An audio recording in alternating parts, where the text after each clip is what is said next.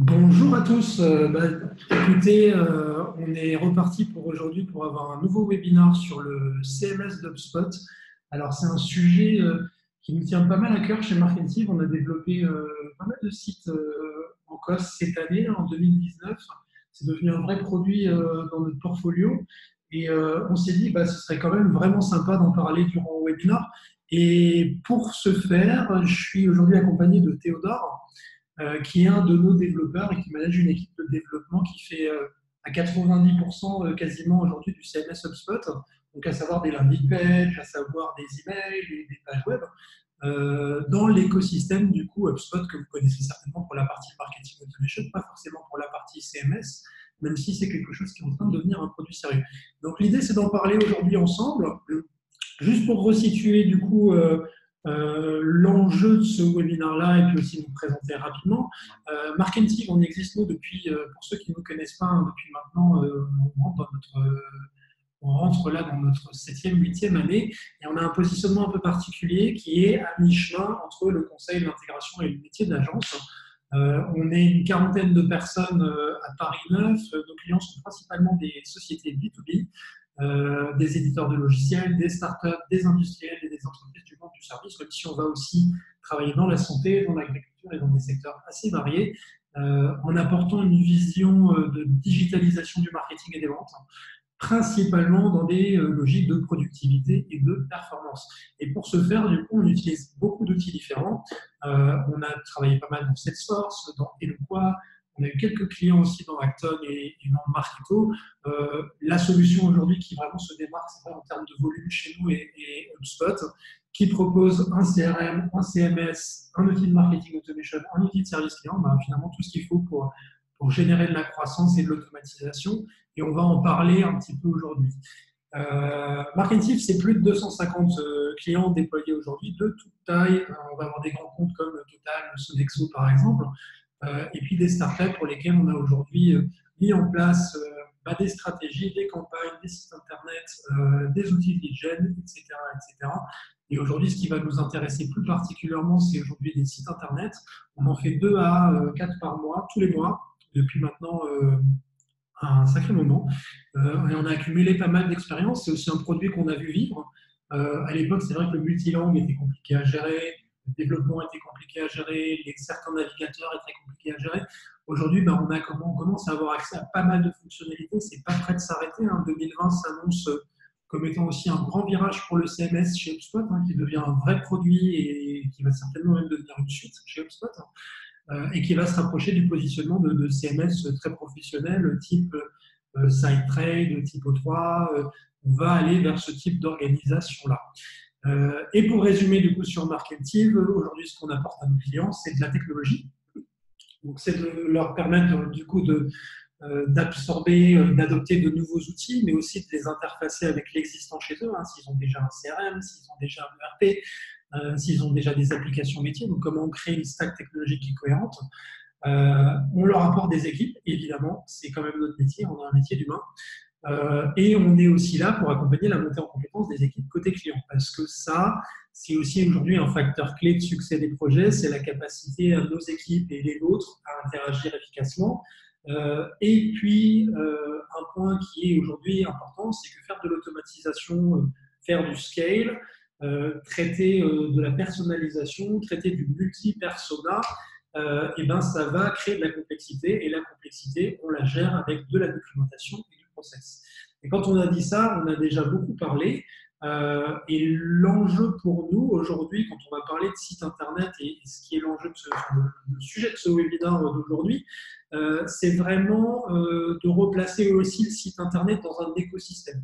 Parce qu'aujourd'hui, on voit souvent le site internet comme étant quelque chose d'un peu désolidarisé, et éventuellement on a des formulaires de contact dessus qui nous envoient des leads, à minima qui les injectent peut-être dans le CRM, c'est peut-être quelque chose, vous en êtes là. L'enjeu pour nous est aujourd'hui d'avoir un site internet qui est le front de l'expérience client, qui est intelligent, qui est effectivement connecté au CRM, mais qui est finalement aussi adossé à un outil qui va nous permettre de trier les leads, de les scorer, d'emmagasiner de l'information sur ce contact qu'on va pouvoir donner aux sales, d'être capable aussi de retraiter tous les leads qui, à un moment, n'ont pas converti en leur faisant peut-être du web adaptatif. Donc, d'avoir un site internet qui est peut-être différent pour vos clients versus vos prospects, pour vos petits prospects versus vos gros prospects. Donc, on peut aujourd'hui utiliser l'info du CRM pour aller demain faire un web design qui est différent et contextuel. Et donc, c'est comme ça qu'on aime bien voir, nous, l'organisation marketing-vente, à savoir du coup, le site internet, l'outil de marketing automation et le CRM omnichannel, donc le front de l'expérience client qui est le website et qui va nous intéresser tout particulièrement aujourd'hui, et le CRM qui est le front de l'expérience sales, et puis entre les deux, notre fameux outil de gestion, tri, segmentation, automatisation. Et si on le souhaite, ben, on peut faire tout ça dans HubSpot et c'est ce dont on va parler aujourd'hui. Oui, du coup, on vous a préparé à l'agenda. En premier, on va parler surtout de pourquoi est-ce que HubSpot c'est un outil bien adapté pour intégrer un site web. Par la suite, on verra comment on peut mettre ça en place et quelles sont les bonnes pratiques à avoir dans le CMS de HubSpot. Et enfin, la troisième partie ça va être plus ou moins la plus importante, c'est le fait qu'il faut comprendre qu'un site web, c'est un organisme vivant et du coup, c'est pas un produit fini, mais un outil qui s'adapte en permanence. Du coup, pourquoi intégrer dans HubSpot? On se retrouve à ça quand on ouvre Internet et on commence à chercher des outils d'automatisation, un CRM, un système d'emailing. Et du coup, dans cet écosystème, c'est difficile de faire des choix et de consolider une stack technique. C'est vrai qu'on a beaucoup vu chez nos prospects à l'époque, nos clients de l'époque, ils avaient un WordPress, ils avaient un outil de Forms et puis un Gravity Forms ou un outil de ce type-là. Puis ils avaient un outil d'emailing, et puis ils avaient un outil d'analytics, et puis ils avaient un outil c'est assez compliqué, quoi, un outil de social media, etc., etc. Et à chaque fois, du coup, faut se loguer, il faut se déloguer, il faut payer un petit abonnement. Et derrière, toute la donnée, pour avoir finalement une information, on est obligé d'aller dans 5 endroits pour créer un reporting en Excel. C'est exactement ça. C'est compliqué. Ouais. C'est pour ça que du coup, HubSpot c'est une solution qui consolide en fait tout ce écosystème un peu complexe. Donc, il faut s'imaginer tout ce que Christian a dit maintenant. Ça implique des passwords, des logins, tous différents qui circulent via des messengers en ligne, des Slack. Donc, en soi, ça constitue non seulement une faille de sécurité, mais du coup, c'est difficile d'avoir une vision globale. Et pour implémenter une vraie stratégie, ça devient très vite compliqué. Donc, du coup, c'est pour ça que HubSpot, qui se présente en fait avec ce système, cette rose, qui met ensemble plusieurs pôles. Après, moi, en tant que développeur, je suis plus concerné par le bleu foncé, la partie blog CMS, la partie landing page, la partie CTA et form. Après, tout ce qui est SEO et analytics aussi.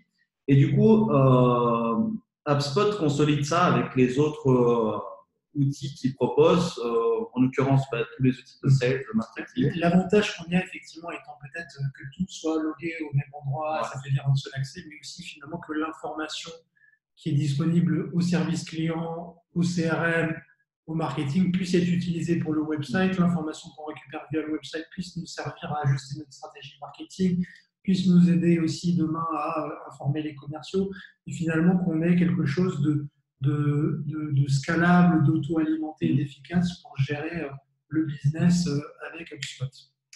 Du coup, un peu plus de détails.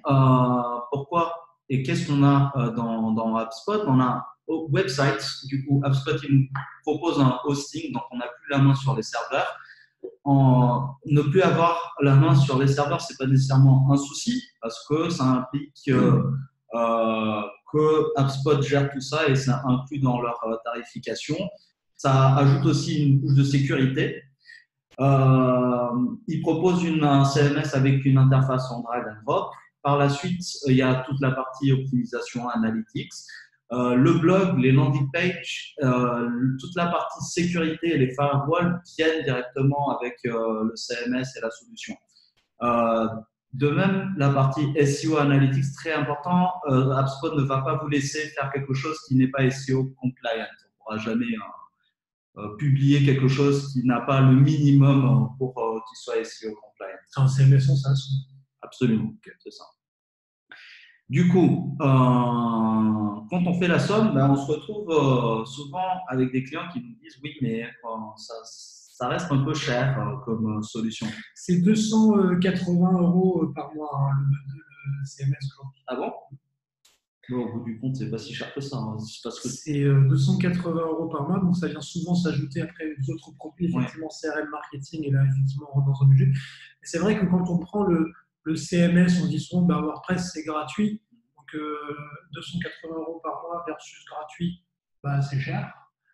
Sauf que finalement, quand on est dans WordPress, ce qu'on va avoir, c'est bah, deux environnements différents, avec de la perte de temps qui est associée. Ça veut dire payer un hébergement, ça veut dire payer une maintenance, ça veut dire effectivement s'exposer à des risques de sécurité, devoir faire des backups, avoir une pré-prod, avoir une prod, plein d'éléments comme ça, de mise à jour de plugins, de nouveaux plugins qui ne marchent pas avec la nouvelle version de WordPress et qui crashent, besoin de rechanger tout le slider avec le truc. Et finalement, on s'affranchit de cette contrainte-là avec HubSpot CMS. Et ça fait que finalement, pour un 280 € par mois, qui correspond à peu près à une demi-journée de développeur, hein, finalement, qui interviendrait sur le site tous les mois. Moi, j'aime bien dire que c'est un peu un coût ISO, finalement, par rapport à notre CMS où il faudrait beaucoup travailler, alors que là, on a plus rien à faire. c'est vrai, ça marche tout seul. Et du coup, ça marche tout seul. Et du coup, en plus de ça, votre développeur va vous aimer. Parce que, comme on disait, quand on a des solutions WordPress, on a un serveur, le développeur, il va intervenir en permanence pour que les équipes marketing, sales aient la main sur le contenu. Souvent, il faut passer par un développeur qui n'est pas nécessairement disponible tout le temps. Et en plus de ça, le développeur, le premier jour où il va découvrir HubSpot, il va se retrouver un peu en mode c'est quoi ce WordPress discount, je ne peux rien faire. Mais dès qu'il prend un peu le temps à lire la documentation, qui d'ailleurs est très bien construite, ben, il tombe amoureux. Et tout d'un coup, il est content de ne plus avoir vraiment besoin d'aller dans des solutions SSH, FTP, des logins. Tout se passe au même endroit et il peut enfin se concentrer seulement sur son métier principal qui est la construction de sites web. Du coup, la philosophie du CMS, c'est, comme je disais, on verra plus en détail en troisième partie, c'est l'idée de scalabilité. Tout website, toute page doit avoir un caractère évolutif. C'est pour ça qu'il propose en fait une interface en drag and drop et ce côté dans lequel on peut rajouter des frameworks à la mode comme le Growth Driven Design ou le Growth Hacking qui prend en compte le user. Et en fonction de la data, tout ce qui est construit peut être réadapté et optimisé.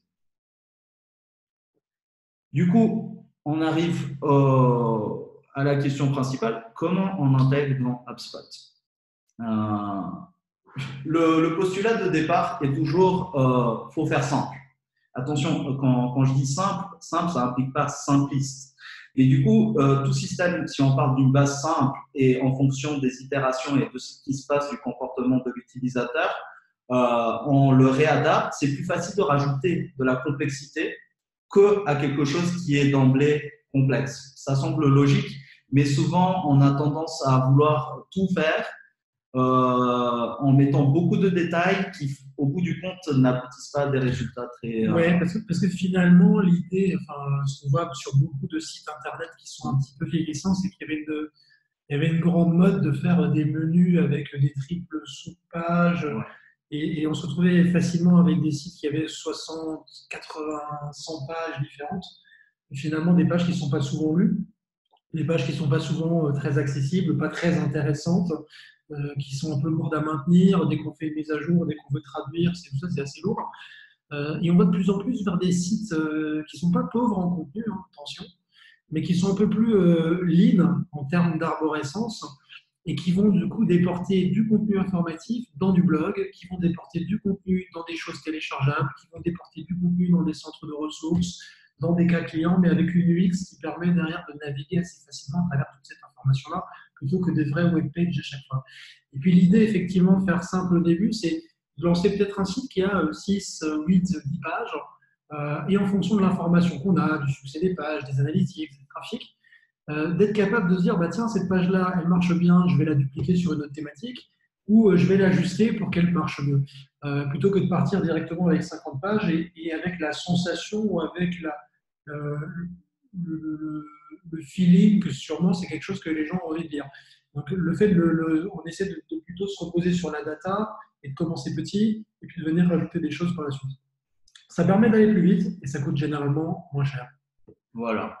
C'est ça, hein? Et oui, bah, tu disais data, mais data, en fait, c'est aussi synonyme de user parce que c'est les interactions de notre utilisateur qui vont justifier l'existence de notre site et au bout du compte, notre existence à nous. Parce qu'en fonction de son comportement sur une page web, peut-être il faut qu'on revienne sur nos prémices de base. Peut-être il faut penser à des refontes de parties, voir les heatmaps, voir les CTA qui fonctionnent, voir les formes qui fonctionnent, analyser le bounce rate. Bref, en soi, on arrive à avoir de la data qui fait une refonte de nos objectifs. Selon nos objectifs, on réétablit des KPIs qui nous font repenser à nos personas. Donc, du coup, il y a une sorte de cercle pas vicieux, vertueux. Voilà. D'où le processus agile qui marche très bien avec HubSpot. Si on se demande, on commence par quoi, d'accord, faut partir simple. Le point de départ est toujours le SEO. La recherche organique est l'un des canaux principaux d'acquisition. Et du coup, quand on fait une analyse SEO du marché et de notre public cible, on arrive directement à se positionner dès le départ du web design sur certains mots-clés et les positionner en fait dans l'arborescence. Et c'est vrai que c'est intéressant aussi, du coup, peut-être de faire cette petite réflexion SEO sur les bons mots-clés, les bons sujets, les bons personas en amont, pour derrière aussi orienter l'architecture autour de ça plutôt que de faire un site sans en tenir compte et puis après de se dire maintenant comment je rends mon site SEO. C'est ça. Du coup, juste j'ai mis une petite capture d'écran de l'outil de gestion de la navigation parce que je mets l'accent sur le fait que c'est absolument essentiel. L'outil, il est très simple d'utilisation, il est très intuitif et c'est pour ça qu'on a tendance à se dire on va faire ça à la fin parce que c'est tellement facile. Mais par contre, c'est une partie absolument essentielle du processus de web design. Du coup, un site web, c'est l'enfant de plusieurs équipes. Du coup, il y a une collaboration qui se fait entre les UX, UI et les développeurs avec toute la stratégie marketing. Je parlais de arborescence. Là, on a une arborescence qui découle en fait de l'analyse SEO. Les termes commencent à apparaître en fait dans la navigation et on a plus ou moins une structure classique qui tourne autour d'une home page qui a une ou plusieurs pages produits, par la suite une page entreprise qui présente un peu l'activité, la page contact, le blog qu'on verra en fait qui est la partie la plus vivante et dynamique du site web. Et enfin, un blog ressource, on peut l'appeler comme ça, où on a toute une structure de LP, de livre blanc et de contenu. De lancement de contenu premium. Voilà. Du coup, en ce qui concerne un peu la vie et la construction et comment l'implémenter dans HubSpot, faut toujours garder à l'esprit cette idée d'analyse et d'exposition rapide à un public, une page web, pour avoir en fait des interactions, pour générer de la data et pour pouvoir réitérer et peut-être remettre en question tout ce qu'on a fait. Toujours garder sous la main une deuxième version de tout ce qu'on a fait. Et ça, c'est valable pour toutes les équipes, autant UX que UI. Ne jamais avoir, UX, UI et développeurs, ne jamais avoir peur de recommencer. Si quelque chose ou un blog ne fonctionne pas, ce n'est pas grave de le jeter à la poubelle et repartir à zéro. Toujours se baser sur les données et pourquoi pas essayer des frameworks comme Growth Driven Design qui d'ailleurs, je pense qu'ils ont une formation à HubSpot là-dessus. Absolument. Ils ont une certification. Ouais. Voilà. Et puis c'est vrai qu'il ne faut pas avoir peur de supprimer quelque chose qui ne marche pas. Souvent on se dit bah, tiens, j'ai dépensé autant pour avoir cette page. Au moment où elle ne marche pas, elle ne marche pas. Quoi. Ça ne sert à rien de s'y accrocher. C'est la donnée qui parle avant tout. Du coup, comme je disais, un site, c'est un outil et pas un produit.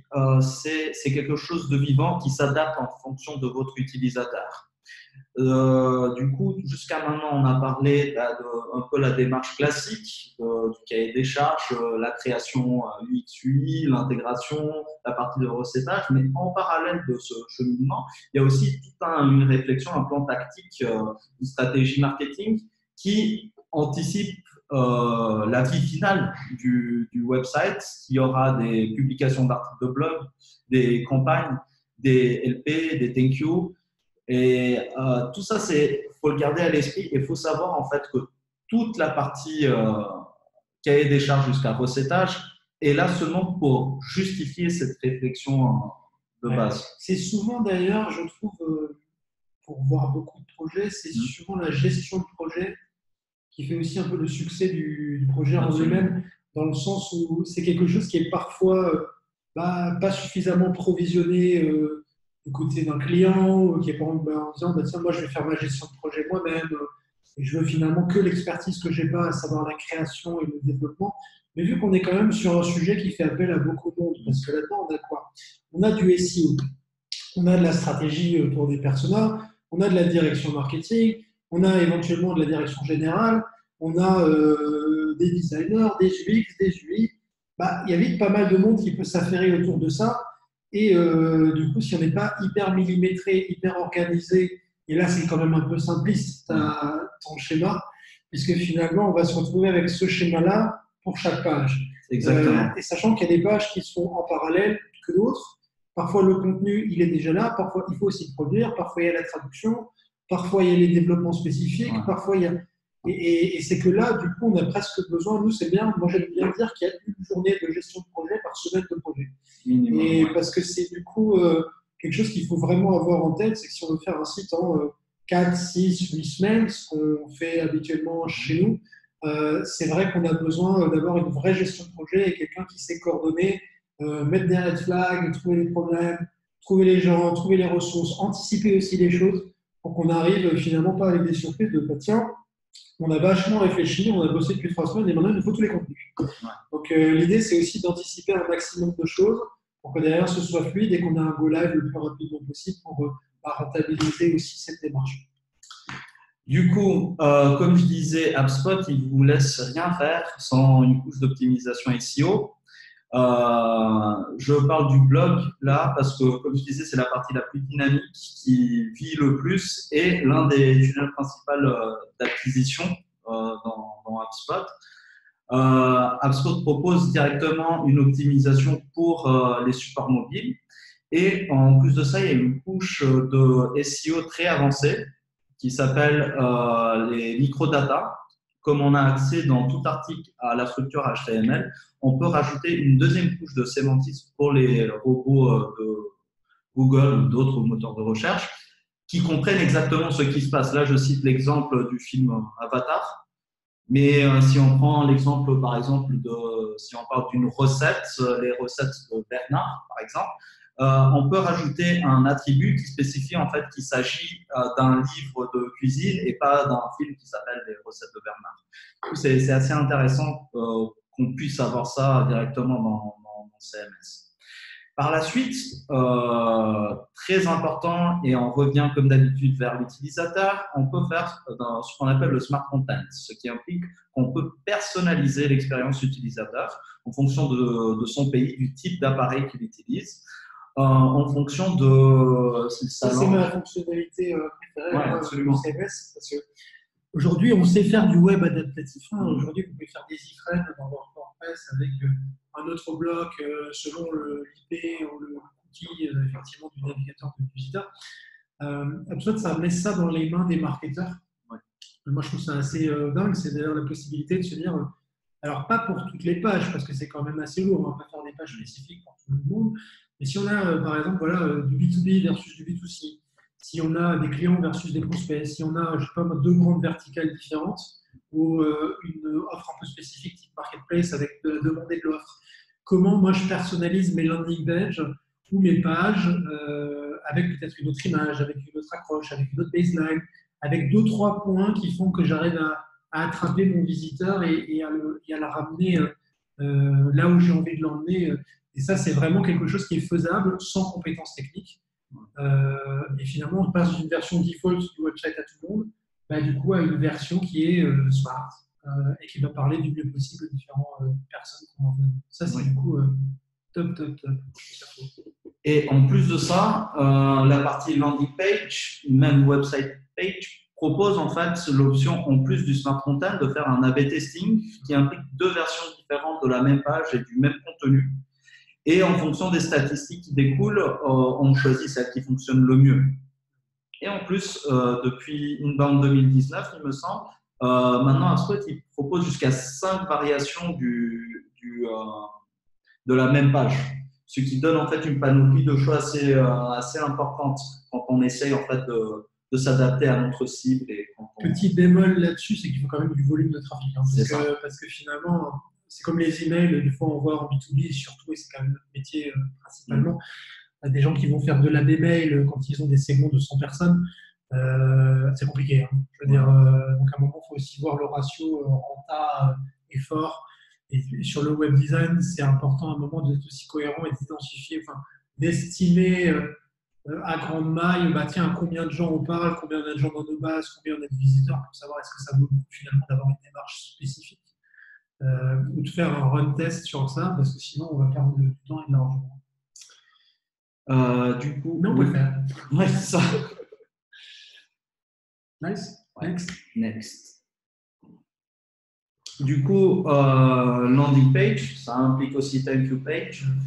C'est peut-être le moment où on propose du contenu en plus. On remet la navigation sur la thank you page pour rediriger l'utilisateur vers notre site à nouveau. On a eu ce qu'on voulait, un formulaire a été soumis, on a récupéré les données de l'utilisateur. Et du coup, c'est justement le moment où on peut mettre en avant d'autres contenus de la partie ressources de notre website. Et du coup, c'est un fonctionnement qui vient par défaut dans HubSpot. Du coup, pour faire une conclusion, HubSpot vient en fait dans cet écosystème avec des solutions un peu dans tous les sens, qui font la course entre elles et qui sont l'une meilleure que l'autre. Vient en fait consolider une stack technique au même endroit avec un même identifiant qui garde en fait comme philosophie le user déjà, c'est orienté utilisateur, et a comme idée de base cette idée de itération et de travail sur l'utilisateur. Du coup, l'idée c'est ne pas se cloisonner dans la réflexion, toujours rester à l'affût des tendances des utilisateurs et passer sur HubSpot le plus vite possible. Ouais, alors nous, c'est vrai que la population qu'on voit généralement, c'est que soit on a des gens qui ont aujourd'hui un site internet pas optimisé, un CRM pas optimisé, etc. Et ils se disent, on met tout dans HubSpot en même temps. Comme ça, c'est fait. Et on part vraiment sur une base consolidée, centralisée. On intègre le site à ce projet-là. Où il y a aussi beaucoup de clients chez nous qui ont déjà HubSpot et qui font des campagnes marketing, des landing pages avec leur WordPress, qui arrivent à un moment de la vie de leur entreprise ou de leur projet et qui disent non, c'est le moment de refaire mon site. Et vu que j'ai HubSpot et que je suis super content d'HubSpot et que le CMS il est bien et qu'aujourd'hui on peut le développer vraiment à façon et comme on veut, c'est aussi à ce moment-là qu'ils vraiment ils challenge le truc. Et nous, c'est vrai qu'on invite souvent les gens à, s'ils ont l'habitude de WordPress, quand même à regarder un peu ce que fait le CMS et ils retrouveront ici l'expérience des landing page HubSpot, mais en mieux, avec du coup toutes les fonctionnalités de navigation, tout au même endroit. On va arriver avec des fonctionnalités enterprise aussi de clusterisation des pages, donner accès à certains users à des éditions de pages, des pages spécifiques. On peut vraiment aussi personnaliser le back-office de plus en plus pour rendre le CMS vraiment très très pro. On a aussi des espaces logués, de plus en plus de mettre des pages avec des mots de passe, de mettre vraiment des pages vraiment très spécifiques. On peut faire aussi des display links, des simulateurs, on fait de plus en plus ce genre de choses-là aussi. Ouais. On n'a pas de limitation particulière au CMS d'HubSpot, c'est souvent des croyances aussi par rapport à ça. Ou tiens, si je vais faire du HubSpot, mon form, on va voir que c'est du HubSpot. Non, aujourd'hui, c'est vrai qu'aujourd'hui, ça ne se voit plus en front. On fait des sites qui ont des animations, on fait des sites qui sont lookés. ça marche sur les navigateurs, c'est SEO, c'est éditable, tout se passe au même endroit. Et c'est vraiment du coup quelque chose qu'on a vraiment, nous, de plus en plus chez nous. Et c'est une activité qui est vraiment en grosse croissance chez Marketing, en tout cas. Merci d'avoir participé à ce webinaire. Je ne sais pas s'il y en a certains parmi vous qui aient des questions. On arrive un peu au bout du temps, mais on peut peut-être en prendre une ou deux. N'hésitez pas en tout cas à nous contacter, à nous appeler à l'agence. On se fera un plaisir de discuter avec vous du CMS. C'est un produit qu'on aime bien et il nous rend bien. C'est vraiment quelque chose d'intéressant. Je crois que j'avais une question sur est-ce que le CMS, ça rend captif. Ça ne rend pas plus captif. C'est une bonne question. C'est vrai que c'est une objection que nous, on a souvent.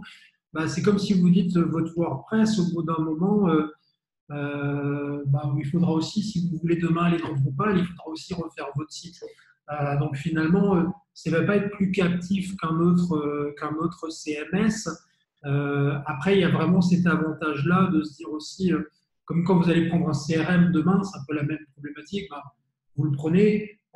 Oui, c'est pas pratique de changer de CRM parce qu'il faut changer faut sortir la data, la remettre dans un framework, reformer les users.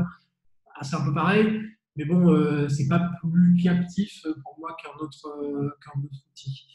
Il y a une question aussi sur la vitesse de chargement des pages. Moi, c'est vrai que ce qu'on avait observé, nous, pas mal sur le CMS, c'est que le CMS, par exemple, vous avez WordPress et HubSpot, parfois ça crée des lenteurs parce qu'il y a des bouts de code HubSpot qui affichent des formulaires qui sont dans WordPress, certains trackers, etc., qui créent une forme de lenteur. Aujourd'hui, j'ai l'impression que c'est plus rapide quand tout est dans le CMS HubSpot. Je ne sais pas si vous confirmez. Oui, absolument. L'idée, c'est que quand on a un site avec le CMS de WordPress, on utilise les trackers, les formes de HubSpot. Et du coup, quand un utilisateur arrive, lorsqu'une page charge, il y a différentes requêtes qui partent dans différents endroits avec des serveurs, avec des différentes vitesses, avec des endroits différents. Quand on consolide tout dans HubSpot, tout part en même temps du même endroit, ce qui fait aussi une augmentation de la réponse. Et d'une manière générale, tout travaille pas mal sur ces sujets d'optimisation de vitesse de code, de tracking. Mais ils ont une équipe de 100 personnes aujourd'hui qui travaillent sur le CMS full-time. Et c'est vraiment un produit qui est vraiment au centre des annonces, moi, je trouve, parce que le CRM, ils sont en train d'en faire un produit enterprise, le marketing auto aussi, maintenant un vrai produit quasiment au niveau de Marketo quand même sur la plupart des fonctionnalités de clustering et d'administration. Et là, maintenant, le CMS devient vraiment un investissement fort avec vraiment, je trouve, la possibilité d'aller capter du contact facilement, de l'intégrer dans les bases et de remettre en front aussi toute l'exploration client qu'on a dans le CRM. Ok, on a encore quelques questions, on les traitera un peu plus tard par email et on reviendra vers vous. N'hésitez pas à nous les envoyer. On se revoit pour un prochain webinaire en janvier sur le SEO avec mon ami Mehdi. Et d'ici là, on vous souhaite le meilleur, super perf, marketing, sales, dev. Et on se revoit bientôt. N'hésitez pas à nous appeler. À très vite. Au revoir. Au revoir.